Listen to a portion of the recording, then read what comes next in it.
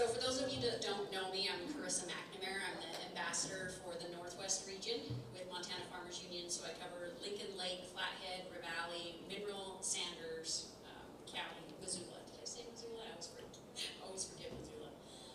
My connection, my ag background. So my husband is 6th generation Utah farmer. They came early and had kids early, and we have a farm and ranch over in Plains, so we were traditional cow-calf people. Lost our home place to eminent domain, and our son got really interested in sheep, so we sold the cattle in Utah when we came, and are supporting his dream through agriculture, since he's the one that passes the ranch. I'm married to one of those really cool people that was like, well, let's just do what he wants to do, because I've done my deal. So he's a really, really talented individual. So we have 2.5 acres in lavender, 2 acres in cut flowers. He does some timber on the side, grass hay, alfalfa. Our son raises exotic pheasants and sheep, so pretty diverse, and we really enjoy being over there. So I'm here with a great honor and pleasure of introducing Natalie Kerfoot. Blaze, a trail content creator, licensed K-12 school counselor, QPR instructor, and teen mental health first aid instructor.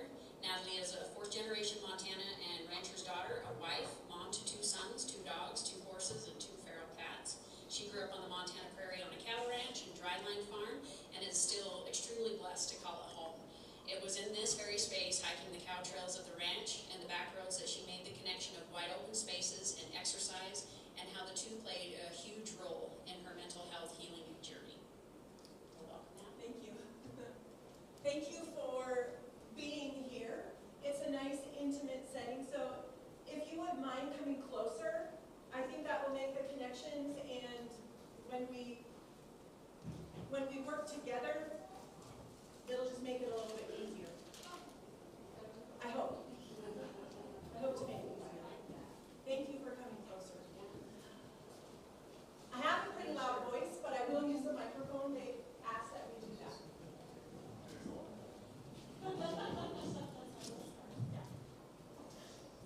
This might look a little bit different with a smaller group, but I would still like to follow through with my little quiz, a little warm-up quiz. Okay, so if you have a piece of paper, please don't put your name on it. I do have some paper, if you need one. We're just going to answer these 5 simple questions with a yes or a no. So let's take one. Does everyone have paper? Thank you. Don't put your name on it. Go ahead and take the time, again, to answer the questions 1 through 5 with a simple yes or no. Yes, I am. Shake your hand. I will. You looking for your parents or you go with us? Doing smart? No, okay. I have more. Or that would work too. That would work too. Save some paper. That's why I didn't print this, because for you guys, I like to save some paper, and you never know how many members you're going to have in a session like this today.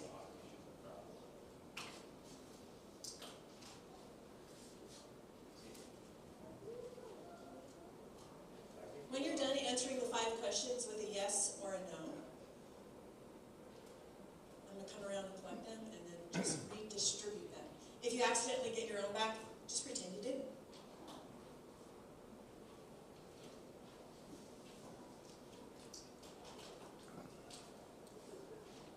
Do you need this back? Okay. Thank you. Thank you. Thank you.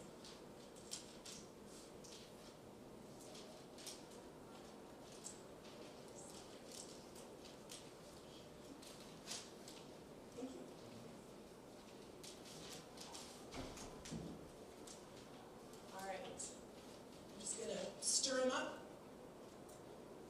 And then just come and grab one if you don't mind getting out of your seats again. Just going to grab one. Maybe you can tell which one is yours, which one isn't.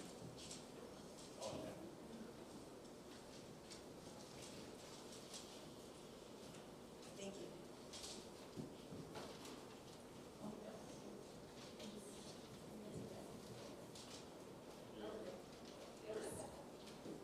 Here's the next one right here.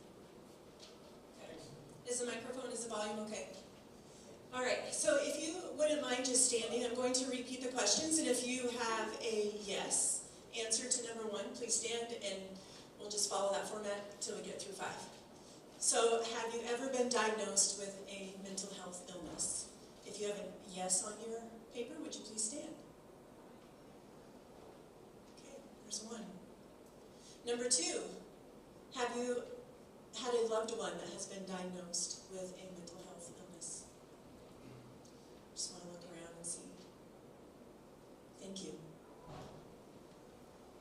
Do you know someone that died by suicide? Thank you. Have you ever had thoughts of suicide? Thank you for your honesty. That's powerful. That's where the healing starts. Number 5, have you ever received any training in a suicide prevention program? Okay, great. Can you tell me the program? Do you remember the name of the program? Oh, it's random. Silly me, sorry. Let me go through that one more time. Okay. I get a little excited ahead of myself. So, some of the suicide prevention programs, QPR, if you've had QPR. Question, persuade, respond. Okay? Okay, thank you. Assist training. Teen mental health or adult mental health first aid training? Okay, great. Has anyone ever had a comment? It's something new. I'm getting trained in it this November. Okay? Any other prevention programs that I haven't mentioned? Does anybody want to share? Just your schools. Thank you. I don't know what it was called, but you had some children attempting, and so then they had to teach. Okay, good. Probably, they're all very similar, and we'll talk about that in just a moment. You can come closer if you want to. No? It's just we're such a small group. Okay. Thank you for participating in that, and we can just pitch those.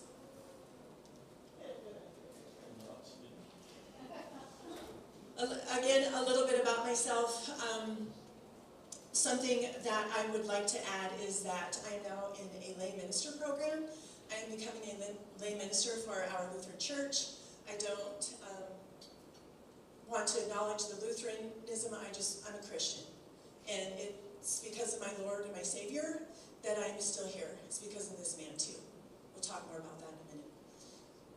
I'm a Montanan. I'm a 4th generation Montanan.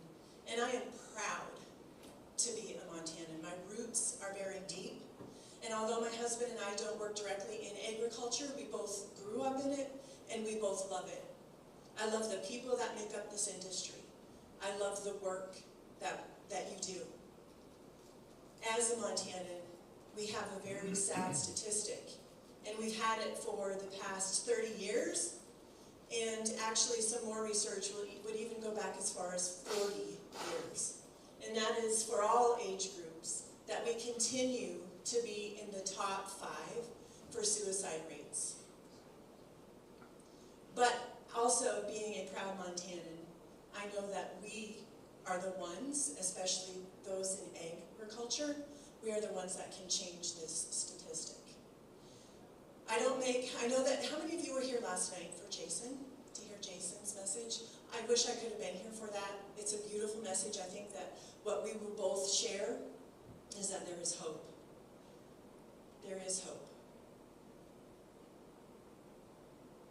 So again, because we live rural, and because you just might identify as a farmer and a rancher, you are at a significantly higher rate of dying by suicide. And we'll take a look at what some of those unique stressors farmers and ranchers face that the other general population just doesn't.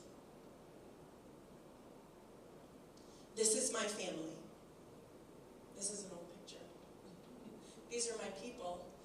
But actually, you're going to know more about my story than most of my own family members.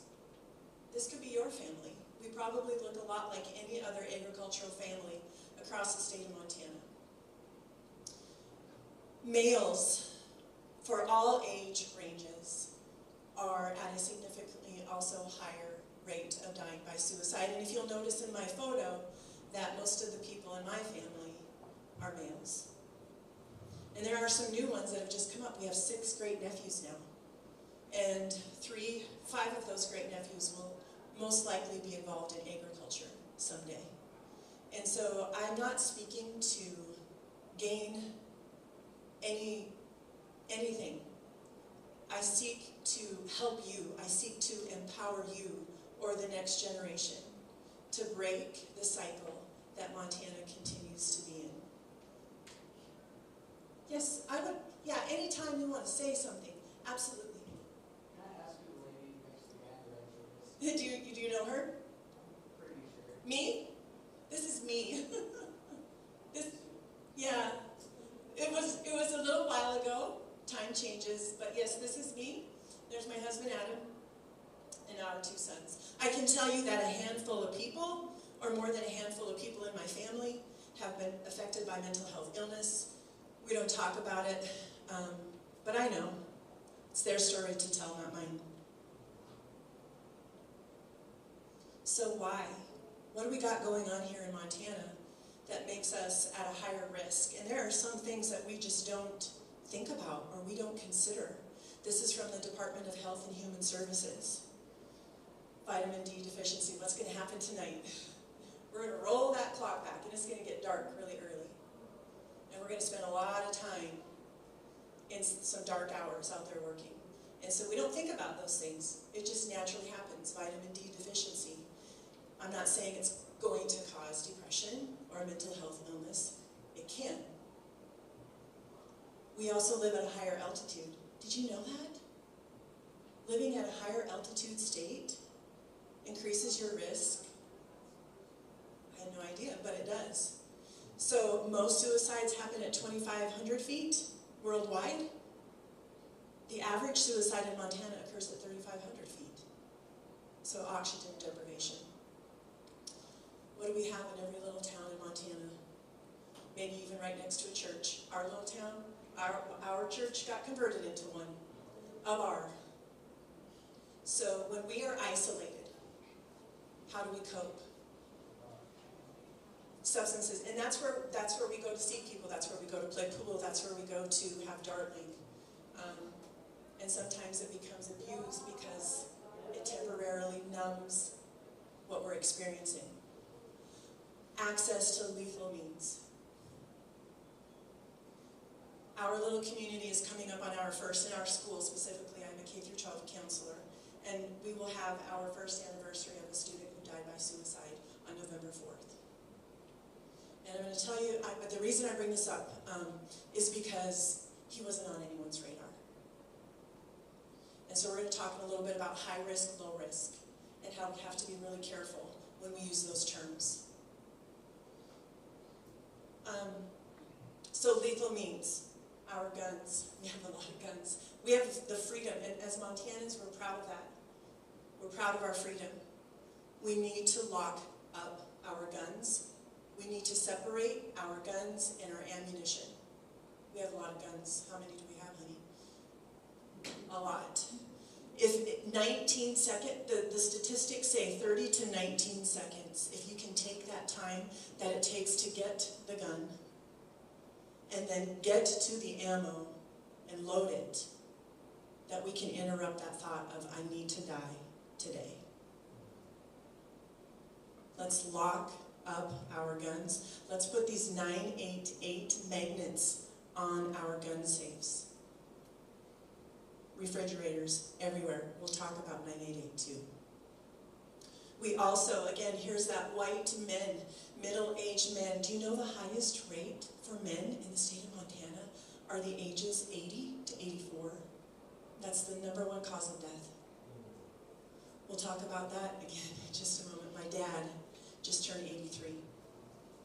So white, middle-aged men. Suicide is also the second leading cause, or excuse me, the first leading cause of children ages 10 to 14. So I'm here also to represent the voice of our kiddos. We need to be talking about it's okay not to be okay. There is help. There is hope. Nothing is permanent. If at any time that you are uncomfortable, I know this is a heavy topic, please don't leave. If you need to leave, please connect with me later. I'll be here for any answers or any questions that anyone has. I forgot to mention that, and that's really important, that you know you're not alone. We know also stigma.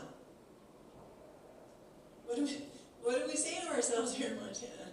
Pull up your bootstraps, you know, suck it up, tough through it, push through it. Say it again. Rub some dirt on it. We're going to talk about the stigma. Cowboys don't cry. Rub some dirt on it. What did you say, Tammy? Suck it up. Pull up your bootstraps. What else do we hear? Toughen up, buttercup. Yeah. Do you see some ducks? Okay, if you have a duck next to you, would you grab it? Oh, one of my favorites, the weather is so bipolar. We heard Jason's story last night, or you did. He suffers from, not suffers, he is working through an illness. It's bipolar depression. Would you say that to him, knowing him now and his story, if you were holding a duck? That guy is bipolar. It's so crazy, just like the weather. What is your name, sir? Bruce. Hi, I'm Natalie. Bruce. Stigma. He's got the little duck. Gosh, that guy's wacko. His family, they must have some real issues. Stigma. That is stigma. Who else has a duck? Duckless. Tammy. Tammy has a duck. Put Tammy's face and name to all of the stigmatizing words and phrases that we use. Yeah, you get the picture. You have a duck. You have a duck.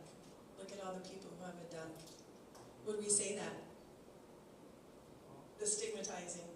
Just get over it. You'll be all right. What's your name? Coulter.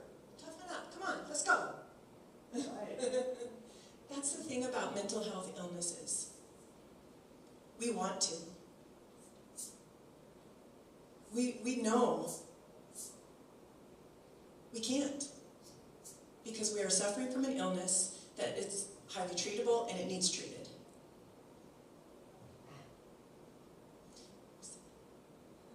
I love this group. They asked that it be hands-on. Thank you for participating. Okay, our story. So I know that actually now, I'm 54 years old, and I know that now that in reflecting that truly my story began at the age of 16. I didn't want to die at 16, but there was something going on at 16 where I just felt like I needed to run away. That was my thought then. I need to run away because there's something wrong with me. And here's the thing, nothing bad happened to me. I have a lovely family. I didn't suffer any trauma. I was popular, an athlete. Something happened at 16. So I'm guessing it's hormonal, and it could also be biological. And I'll show you here in just a minute. I keep saying a lot of just a minutes, but I'll really get back to some of those points. So 16, but the thoughts of suicide didn't come until later. So my husband and I, there we are, 2 sons, and we looked like we were a pretty good looking family. What you don't see here is the pain. The pain that I was experiencing on the inside and deflecting it onto my husband. And so shortly after, the big guy in the red, he's the little guy. So shortly after this photo was taken, my husband called me up at work. We must have been having a conversation that morning. And he asked the question again that he'd probably asked, I don't know how many times, but a lot. What is wrong? And for whatever reason, I finally said it. I want to kill myself. Notice the difference. I said, I want to kill myself.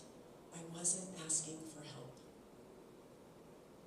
And that's what a lot of our farmers and ranchers are going through. They are not asking for help. But I got it. So my husband drove to work. He worked 30 minutes away and picked me up.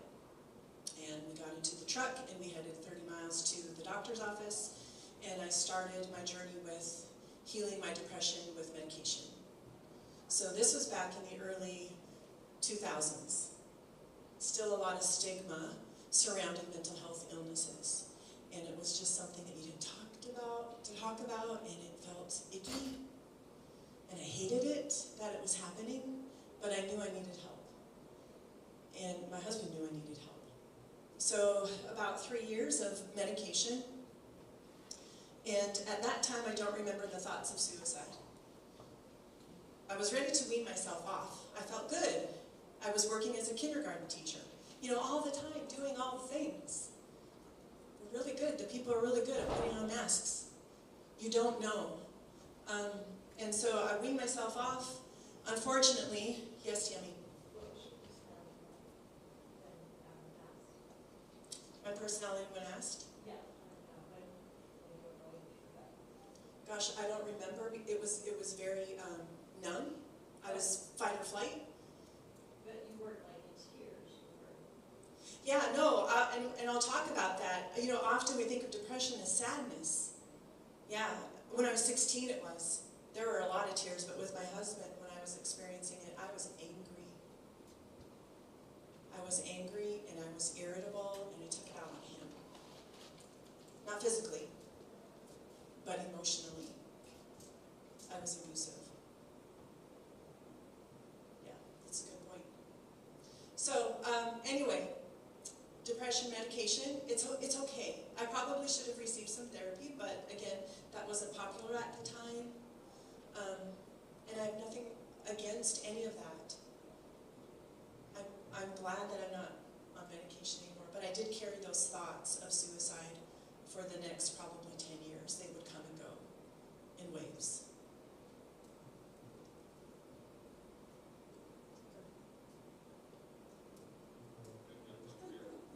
This is what happens when you turn 50.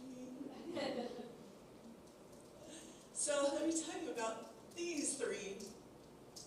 These are our dogs. This is Grizz. And Grizz, he's crossed over now. He had a disease called Addison's disease. And he needed medication, and he needed good food, and he needed exercise to stay alive. So guess who gave him the exercise? I did. You played with him too, but we walked. We walked the stubble fields. He chased birds. I didn't know at the time that this practice of walking the cow trails on the ranch, or the stubble fields, or the dirt roads would heal me. And at first those walks were very intentional. They were angry because one day our oldest son found me in my closet in a heap. And I knew I couldn't do it in the home anymore. I couldn't do it in the house anymore. The kids couldn't see me that way. So I started taking it outside. So come on, let's go for a walk. And I'm telling you, I'm doing this 20 degrees below zero. I'm bundling up and we're getting outside. But those walks, it was a great way for me to release the anger. It was a great way for me to shout at God. It was a great way for me to just pound it out and hash it out. And I'm still here. And through those thoughts, I was able to work it out outside on the ranch with the dogs. And now my walks are joyful. There's so much joy in them, and I look forward to going on our walks with these two. It's probably been, so Grizz is gone. This is Steph and Rocky. These are our cow dogs, but they're our non-working cow dogs because we don't do a lot with the ranch. But they need exercise, and so they're my excuse to get out there and move. They're my reason for staying here. I couldn't decide. I couldn't make the decision if I should take them with me or leave them behind. That's what's happening. Just to give you a little light, everyone's story is different.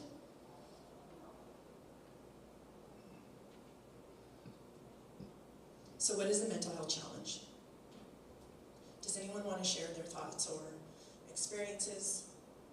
We know that it's something that research tells us, or the expert tell us, if we experience those symptoms for a period of 2 weeks or more, we have an illness. You feel the symptoms of a cold coming on, and it's usually within 2 weeks, and then you've got a full-blown cold, and you treat it. You take care of it. That's what we can do with our mental health. When we are stressed, when there is anxiety, we can treat it. So 2 weeks, it's affecting, kids at school, they quit showing up for school. Isolation. Our big giant son, he transitioned. We're going to talk about life transitions. But he experienced a little bit of depression because he was and we knew there was something wrong. He was in his room a lot. And we knew there was something going on. So it's not those typical signs of sadness. But you just know, you just get this gut feeling that there's something just isn't right. And it's okay to say, hey, I got something going on. And we're going to take a look at how to ask those questions too. Are there any comments or questions? Yes. Yes.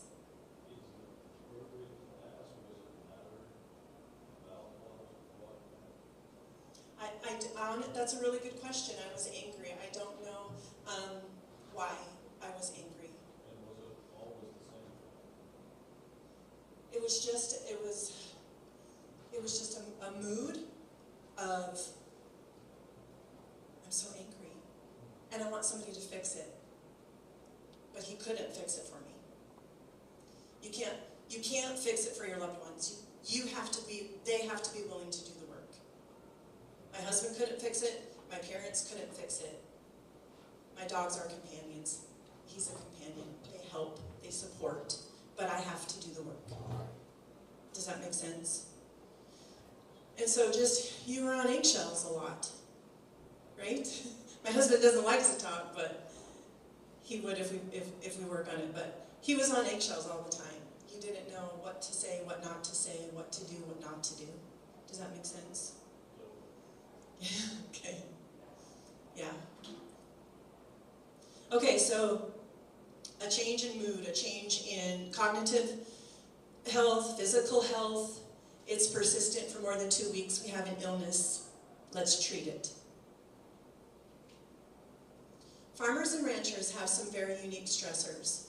Now, I'm not saying that any of these things will cause depression or thoughts of suicide, but you have some really unique things that other people don't. Losing the finances, oh my gosh. It's hard right now to be a farmer. So, losing the farm or ranch. Succession, there's the succession happening at the same time, and Brent actually reached out and he said, it's too bad we couldn't be together because a lot of what he deals with is also mental health. And so mental health is everybody's business. And so if you are in the financial industry, if you are loaning out money to your farmers and ranchers, I hope you have some mental health training, even a suicide prevention training, because it touches on all that stuff. Crop loss, livestock loss, machinery. We take such good stewards of the land and of your livestock. Let's do it for ourselves too. Let's do it for the next generation too. Weather, we have zero control if you're a dryland farmer. It can be really tough to watch the clouds roll in and roll on out and not leave a drop. Health illness or disabling injury. So back to my 83-year-old dad, suffered a heart attack 4 years ago, a severe heart attack, and we almost lost him, and now he's 83. He's my hero, and if you know my dad, if you were to know my dad, you would know him as one of the strongest, toughest, hardest workers you've ever met. And he's slowing down a lot, and it's really hard for him. So we also need to think about and have those difficult conversations about getting older. And what is that going to look like for our older family members?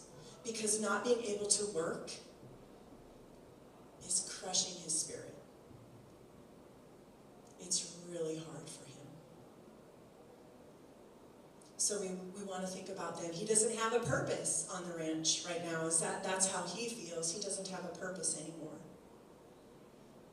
But he does. His mind is good. His body is just slowing down. My brother suffered a disabling injury in a rock sorrow rollover. And, we started to hear some of those indirect messages. He was not suicidal, but we want to listen for those, and we'll look at those here soon. I'm a burden. He really severely injured his shoulder, so he wasn't able to do a lot of the work that he does now, and that was hard for him. So think about those family members that might be suffering something physical that slows them down or takes the work away from them. They need a purpose. They need a connection. When we connect with others, that's suicide prevention right there. And then relationships, family, multi-generational. One family wants to try this and the other family wants to try doing things this way. My recommendation, get a mediator to, when you have those family meetings, someone who is unbiased and can help the two sides. Community, farmers and ranchers, you got to learn how to help yourselves because they're not driving to town at 2 in the afternoon to get the therapy session. That would be really helpful maybe. I don't want anybody to see my pickup truck parked in front of the therapist's office. So we've got telehealth now, which is really good, but again, I'm not going to tell a stranger my problems. So let's be there. I want you to take 10 seconds. Just 10 seconds, and I want you to think of those people that you could go to, or that you have been to, that you know will be there to help you. They did something for you in the past. Those are your people. 10 seconds.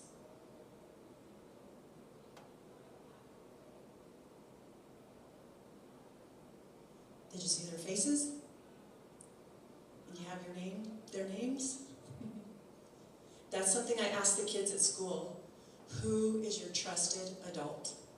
If they don't have one, I need to find them one. So who are you going to go to, or who can you go to? Because remember, I wasn't asking for help, but he knew I needed it. And so he came to me, but then I had to do the work. Questions or comments? The ice cream is looking like we're getting a little sluggish. Or lunch. Okay, so warning signs.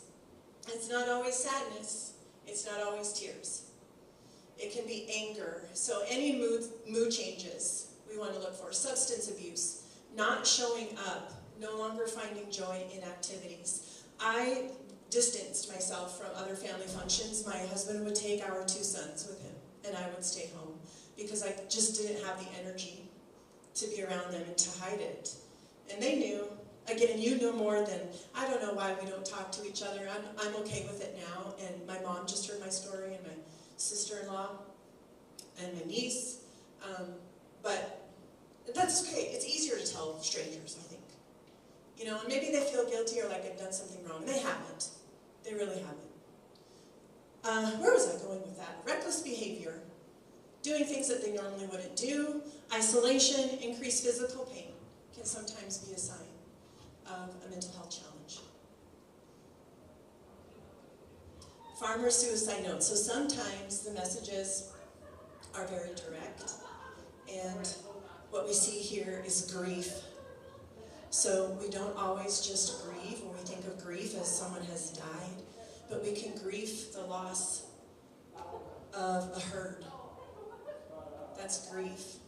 Grieving having the driver's license taken away from you. For our youngest son, grieving that his oldest brother was leaving the home, flying the nest, and it's just a transition, and it's difficult. And it's very similar to grief. The only thing I will regret is leaving the children in you. This farming has brought me a lot of memories, I'm happy, but most of all, grief. This man has lost hope. The grief has finally won out. Low prices, bills piling up, just everything. Kids deserve better, and so do you. I just don't know how to do it. This is all I know. It's just no good anymore. Hope is lost. But it's not. There is hope. Talk to those people who are doing things differently. You never know how you're going to get some ideas sparked for your operation. You are the most important part of your operation. You matter the most. Your health matters the most. This is a letter that I found, my mom and I found last May. She was cleaning out her garage, found a filing cabinet, and inside she found this letter, and this is my great-grandpa. And if you'll notice up in the corner, he's writing a letter from Warm Springs. I had no idea that my great-grandpa drowned himself in a horse trough. So biological, so there could be some biological issues or heredity. That's why I maybe suffered my depression. And so here's the letter. And I share this because there are some very indirect messages, and sometimes we don't get the messages at all that it's going to happen. It's an illness, and sometimes the illness, people die from it. And that's how we have to look at suicide. So he talks about my grandpa, dear wife, and it was very cold, so this was January, I believe, and it's just fascinating to me because in the letter, they're going through the depression, and he talks about there must be a ration on butter. We don't get any butter here. And he never at one time mentions in the letter how his treatment is going. He does only mention one feeling, and that is that he is lonesome. And he wants to come home. And he did. And he died at home. It is still very scary the way that the stigma can still exist. So this was many, many, many, many years ago. Clicker, I did it again. There we are. Questions or comments? We've all heard the myths. Can't talk about it because they're going to do it. That's just not true. When you interrupt someone's thought and let them know that there is hope, that they're going to be okay, that there is help, it's going to take work, yes, but so does healing from a broken leg. Sometimes you have to be on medication for life, just like diabetes, heart disease. It's okay. Suicide, though, is the most preventable, or the highly preventable. So talk about it. Interrupt that thought. Talking about it, it's healing. So I'm not only accountable to him now, but I was accountable to our doctor, our sons. You know, the more people that we talk, that's how we build connections. That's how we build bridges. So talking about it, it's an illness, and it's treatable. It's just an illness that affects up here, not this part of our bodies. It's preventable. You can stop someone from doing it. They do want to talk about it. We are not looking for attention. I would love to talk to you about breeds of cattle or horses instead. Here I am. And to talk about resiliency. Farmers and ranchers are resilient. People with mental health are resilient too. They can be too. So how do we start the conversation? I know somebody is struggling. What do I do? Just ask the question. And here are some examples, and it really doesn't matter how you ask it, but just that you ask something. I have zero problem asking kiddos that come into my office, are you thinking about killing yourself? They are very honest. And so then the help begins. The student anniversary that is coming up, again, not on our radar. So he would be somebody that we would consider low risk. Okay, let's take a look at this is a very popular, it's just a one-page, you can download it, it's an app, a direction provided by the State Department to get you asking those questions if you know someone is struggling. But what we have to be careful with is, okay, they've answered these questions, we've got to be careful with the high risk. Because sometimes those people who you think are at high risk, they might not be. And so those people that we would consider low risk, that aren't on our radar, that do die by suicide. Our kiddos, their brains aren't developed until 25. This is just the facts. So they act on impulse. If we could interrupt that thought, I know that that student whose anniversary is coming up would be glad that he was still here if someone was there to interrupt that thought, or if the means was unavailable. So you've asked the question and they have indeed said yes. Now what? Make sure if you're going to ask someone or if you are going to intervene and help someone that you give yourself time.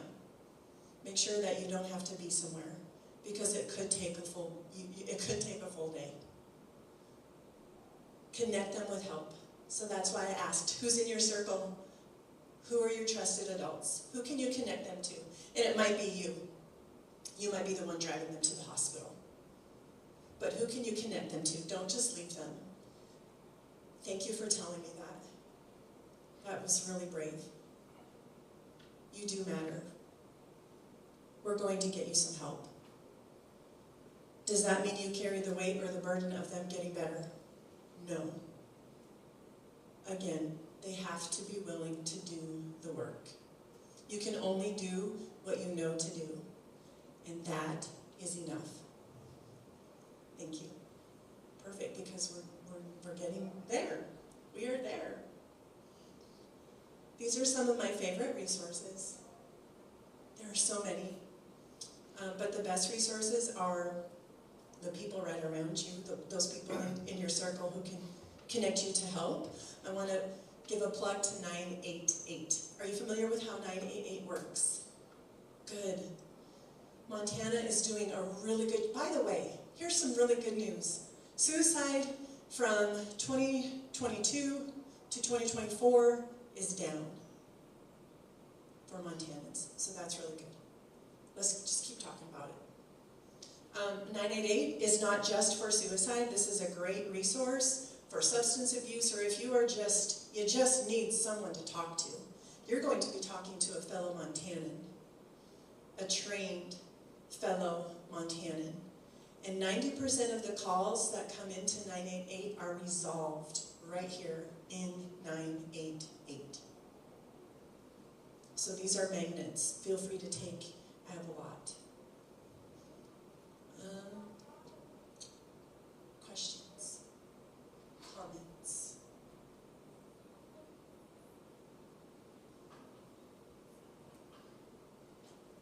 When you run into, say, like a kid or something, or same,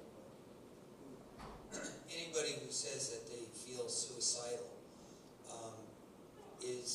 do you find, since you've been doing this for a while, is that more of something that after a few months of working on whatever has changed them, it kind of goes away, or is it just like a reoccurring theme?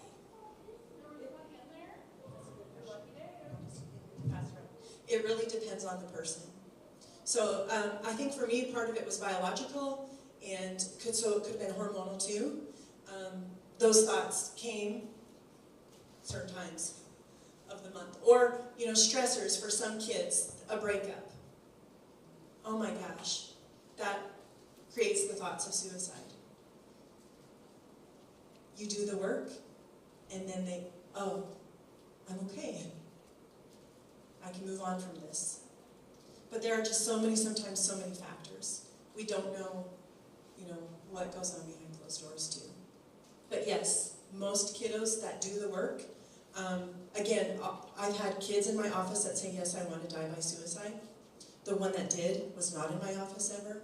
Those kids that were connected to help, and I haven't seen them in my office talking about it again. Does that answer your question? Okay. Thank you. Are there any other questions or comments?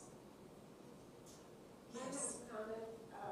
My brother-in-law, who is my husband's fraternal twin, has schizophrenia. I knew it when I married my husband. At the time I first met him, he was in a facility for mental illness. And he lived on the farm with us for over 40 40 years. He couldn't, the day of his funeral, his attorney said, you took care of him. If it wasn't for you, he would have been living under a bridge, because he couldn't run his own life. But he owned part of the farm, and it terrified me because the strangest people could convince him of stuff. And I look back raising my kids with him, because he loved to talk about being in high school, and they didn't get to talk about school that day because he dominated the conversation. And my husband felt, I think, a lot of responsibility for him. Yeah. And we all did, but, I don't think without that, I wouldn't know how much mental illness affects the family. We couldn't walk away from it and say, well, you're on your own, Lord. Go find, he died about 15 years ago of COPD. Oh, and how blessed he was to have you. Because schizophrenia is a scary illness. Right, and he always took, the good two things, he didn't drink, and he took his medication. But, the medication kept him so he could sort of function. Yeah. But it wasn't a cure. Right, no, it's a lifelong illness. Yes. And many do end up on the streets. Mm-hmm. Yes. But, my husband had hallucinations. He'd think of things that weren't real, and he'd tell my husband, and my husband would get really upset and angry. So instead he would tell me, and I mostly could calmly say, Mort, that didn't happen. And one of the interesting things, one of my grandchildren spent a lot of time with us and ate with us, and he had imaginary friends. And Mort said to me, somebody's got to do something, because those imaginary friends are with us. And I realized that he was thinking of the fact that he had a lot of imaginary things in his life. Yeah. And I just said, well, he's two. One day they're going to be gone, and one day they were gone. Yes, and some were probably helpful. But just you also being in his life, I'm sure was a tremendous help. Yeah, but one time I was in Hammer. He let his driver's license expire, and my husband was mad and said, I'm not taking him to get it. I took him a lot of places because he wouldn't believe me how miraculous that. And a friend said, I bet you didn't expect this when you married Arlo, did you? It's true. It is right. Yeah, My husband didn't expect what we were going to go through. Right. Yeah. Thank you for sharing that. Anybody else?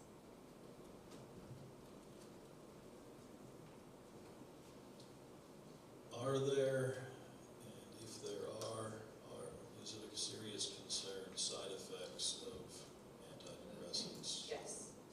Yes, there can be, and it certainly depends on the medication.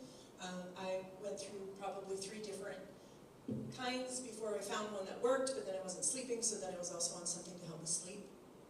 Yeah, so we see the side effects. They share them on the if you watch TV ever and you see the commercials. So yes, I chose not to do that again. I knew that walking, exercise was very helpful. Driving to town to go to a gym all the time isn't feasible. So we gotta find our hobbies. We gotta find the things that bring us joy, that make us feel good. Because it works, it's worked, it's working. I'll need to think of something next because I know I'm going to get older and I might not be able to walk those cow trails forever. So I'm gonna have to find another hobby. One that's helpful to my mental health. Anybody else? Yes? You had talked a little bit or alluded to suicide prevention training. Yes. Can you maybe talk a little bit more to that? Yes, and I will. Maybe some of those questions to ask if you know someone Yep. says, I'm ready to commit suicide. Yes, let's go back. So I cannot, because of QPR, per QPR, I could have today, we were expecting maybe a few more, I can only train up to 35 people. And so you do receive more than what I talk about here, more training, and you get to practice, and we can do that now, but you get to practice asking those questions.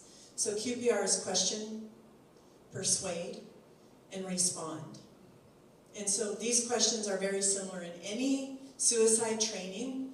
These are the questions that you will see. And so it's just asking someone directly. I say go direct. Ask it, are you going to kill yourself? Are you thinking about killing yourself? You're going to get the yes or the no. But here are some other examples. I care about you. Something is happening. Tell me about it. And either they will or they won't. And even if you have that gut feeling that something is going on, again, they have to be willing to do the work. If you can't ask the question, maybe you can find someone that can. And that's the education that we give the kids. If you tell a trusted adult and you don't get the answers and the adult isn't doing something about it, tell another one until you get the answer you need. Does that help? Thank you. I practice it in the tractor. It's a great way to talk to yourself and to say, ask this question seriously. Any other comments or questions? Thank you very much for your time and for hearing this topic again today. I feel like we can't talk about it enough here in Montana. So thank you and have a great weekend.